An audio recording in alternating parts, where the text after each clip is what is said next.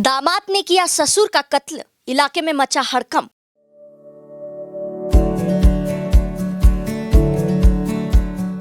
Pampered, not just a hospital, but a mother.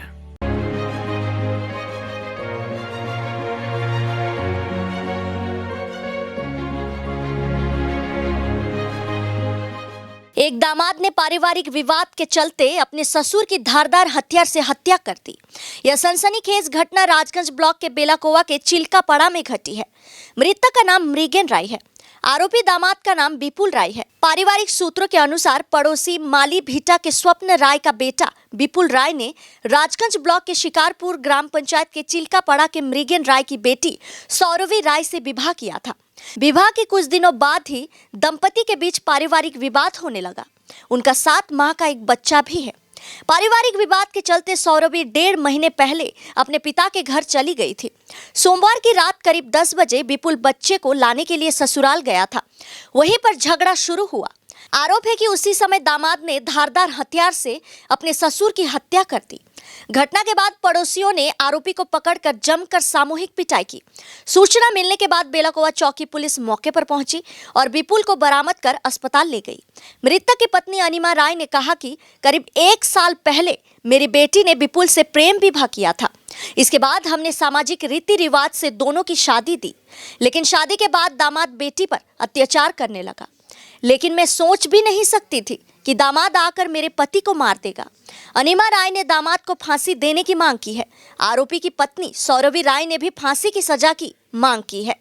কালকে সন্ধ্যাবেলা জামাই আমাদের বাড়ির সামনে আসে একটা শ্বশুরবাড়ি আসার পর আমরা বলছি যে আর কিছু করবো না, কেসাল করবো না। আমরা দরজাটা নাগাইতে গেছি সামনে, তারপরে ও আগতে রেডি সেটি হয়ে বুকে চাকু নিয়ে আসে হাতের মধ্যে। আমার যখন মালিকটা ওখানে যায় ইসে করতে দরজাটা লাগাতে, তখনই ওকে পুরা চাকু দিয়ে এখানে এখানে পুরা গাঁথিছে। আমরা ঘর থেকে বাইর হতে দেখি এখন ওই একটা শেষ, সেখানে এখানেই লুটিয়ে পড়ছে। তো এখন আমি ওর পুরা সাজা চাচ্ছি, ছেলেটার সাজা সারা। ও বাইর হলে আমার তো এখন কেউ নাই, আমার 3 মেয়ে আর মা, আমাকে তো মারে ফেলবে এখন পরে। এখন আমি ছেলেটার পুরা সাজা চাচ্ছি, ফাঁসি হোক ছেলেটার। ফাঁসি না হলে আমরা পরে বাড়ি থেকে বাইর হতে পারবো না। আমাকে যেখানে পাবে সেখানে মারবে। ও যদি বাড়ি আইসে আমাদের লোকের সামনে যদি ও মার্ডার করতে পারে, আমরা তো যেখান সেখানে আমাকে মারে ফেলবে, যেখানে সেখানে। কালকে রাত্রে 9:30 10টার দিকে আমরা তখন ঘুমাই নাই। অশান্তি হচ্ছে প্রায় 1 বছর ধরে, 1 বছর হয়ে যায় আমাদের অশান্তি। ওরা আমার জামাই হয়। কেনে মারলো মেয়েটাকে 18 বছর আগেতে পেনমেন্ট করছে। করার পরে আমরা তো গরিব মানুষ কিছু জানি না। মেয়ে ওখানে চলে গেছে, সামাজিক হিসাবে দিছি বিয়াতে খাওক ছেলেটা, মেয়েটা ওটা সুখের সংসার করে। ওর আর মা ওর বাবা সবাই মিলে টর্চার করে। মেয়েটা সিজার এখন 7 মাস চলছে, সে প্রত্যেক দিন রোজ টর্চার। আমরা সহ্য করতে না পারে মেয়েটা আমাদের বাড়িতে চলে আসে। আমরা মা তো বাবা, আমরা তো মেয়েকে ফেলা দিতে পারি না। তখন ছেলেটা বলে তাহলে আমার বউ ওরা কেনে একটা, আমরা তো মেয়ে আসলে তো আর ফেলা দিতে পারি না, একটা রাখি আসে এখানে থাকুক। ওরা ওদিকে মীমাংসা না করে আমাকে মারবে যে মেয়েটাকে আমি নিয়ে আসি নাই। মেয়ে এখন বাপের বাড়ি সারা কোথায় যাবে আপনি বলেন?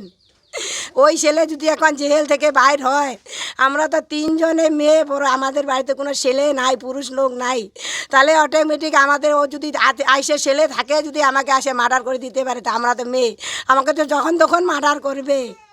ওকে আমরা শাস্তি চাই, ফাঁসি চাই। আমরা এইটাই আবেদন জানাই, ও যদি ফাঁসি হয়। বিয়া প্রায় মোটামুটি আগের 8 মাসে, এবার তো বছরটা হয় নাই, এখনো বছরটা হয় নাই। মেয়ে সিজার অবস্থায় প্রত্যেক দিন টর্চার করে, একদিনও রেস্ট থাকতে পারে না।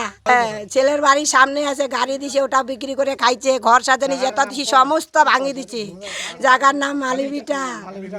এখন ওটা আমি শাস্তি চাই। মালিবিটা জামাইয়ের নাম বিপুল রায়। ওর মাও বলে শাস্তি, ওর মাও ইসে করে আমার মেয়ের উপর টর্চার, ওর বাবাও টর্চার করে। খালি ছেলেটা রোজ দিন পরে যে মেয়েকে মারিয়ে ঝুলায় রাখবে রোজ দিন বলে। 18 বছর আগে পেনমেন্ট করছে, আমরা কিছু দিশা না পায়ে মেয়ে ওখানে চলে গেছে।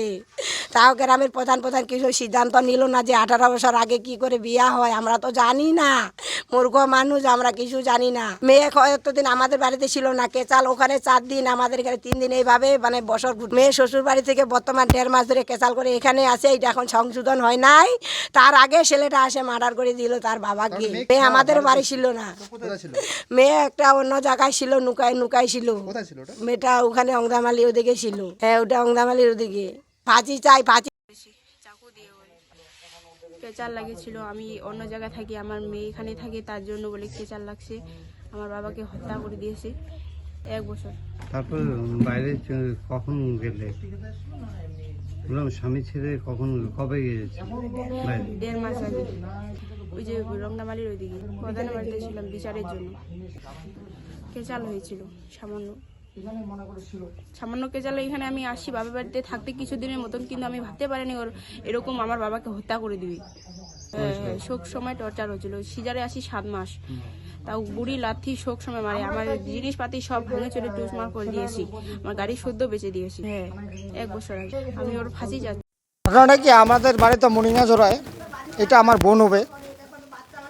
তবে আজকে ভোরবেলা শুনলাম যে আমার বোন জামাইকে মার্ডার করা হচ্ছে। তারপরে শুনে আমরা এখানে আসলাম, আসে শুনলাম যে রক্তাক্ত পড়ে আসে অনেক কিছু। কালকে নাকি বলে পুলিশও আসে 3-4 বার এখানে আসে। ওই যে মার্ডার করছে আমার বোন জামাইকে, তো তাকে পুলিশ নিয়ে গেছে, এটাই শুনছি। ঘটনাটা কালকে আমার যে বোন জামাই বাড়ি থেকে বাইর হওয়ার পরে গেটের মধ্যে লক করতে গেছে গেটটা, ওই সময়ে ওনার জামাই বাড়িতে পৌঁছে গেছে। উনি তো জানে না যে জামাই আসে না কি আসে। বাইরের মানে গেটটা লক করতে যখন যায়, তখন আচমকায় ওনাকে মানে চাকু দিয়ে পেটের মধ্যে আঘাত করে ঘটনাস্থলে মারা। এখন আমরা তো ডাক্তার নই যে ঘটনাস্থলে মারা গেছে কিনা সেটা তো বলতে পারবো না। তারপরে আমরা মেডিকেলে নিয়ে যাই, মেডিকেলে নিয়ে যাওয়ার পরে বলছিল আমাদের ডাক্তার ওখানে মারা গেছে। হ্যাঁ, আমাদের যে জামাই আছে বর্তমান, উনাকেও গ্রামের লোকে ধরাধরি করে মারধর ধরাধর করার পরে উনি 10 তলায় আসে। সেটা পুলিশ হেফাজতে বর্তমান আসে। এখন পুলিশ কি করে, পুলিশ দেখবে।